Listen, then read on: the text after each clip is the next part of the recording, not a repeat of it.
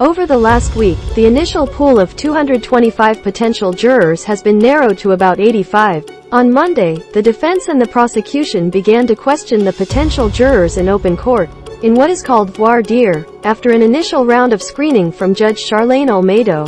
One of the key questions has been how much the potential jurors know about Scientology. Masterson is a Scientologist and each of his 3 accusers was a Scientologist at the time of the alleged rape. The accusers, now all ex-Scientologists, have said that they delayed going to the police out of concern that they could be excommunicated.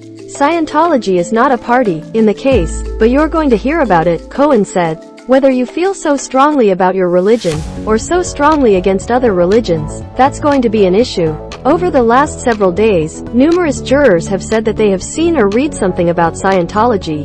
By far the most popular source of information was Scientology and the Aftermath, the A&E docuseries hosted by ex-Scientologist Leah Remini, a critic of the church. The 2-hour finale of that show, in 2019, included a discussion of the Masterson case. Masterson's lawyers have argued that Remini is effectively a victim advocate for one of the accusers. Many of the jurors who said they watched the show have already been excused, though no reason was given for their removal. The jurors who are familiar with the church have not been asked to offer any details of what they have seen or read, so as not to taint the other jurors. One of them said he had read numerous articles about the church. Asked by the judge to say only whether the articles were positive or negative, he said, "I don't believe I've read a positive article about that organization." Many jurors said they knew little or nothing about the church. A few identified Tom Cruise as a Scientologist, but knew nothing beyond that about church beliefs and practices. Some said they had only heard the name Scientology. "I've seen their majestic building," said one person. At least one person said she had read L. Ron Hubbard's Dianetics, or a similar book,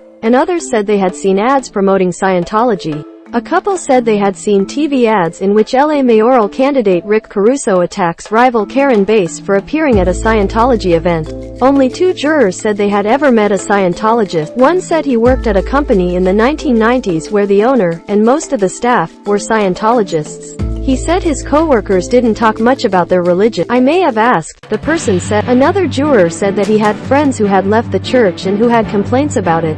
They considered it a traumatic experience, he said. "I know it's a restrictive organization." The juror said that it would be hard to put that aside and be fair. It appeared that the person had been excused by lunchtime on Monday. But the vast majority of the jurors said they could be fair to Masterson regardless of his religion. Addressing the jurors on Monday afternoon, Cohen called Scientology the elephant in the room. Does Mr. Masterson's former and current relationship and involvement and status as a Scientologist have any impact on how you view him with respect to the government's burden to prove the charges? Cohen's, "This is something I really need to know." The jurors were also asked for their feelings about the Me Too movement. One man expressed doubt about allegations from long ago. "Why does it take so many years for someone to come forward?"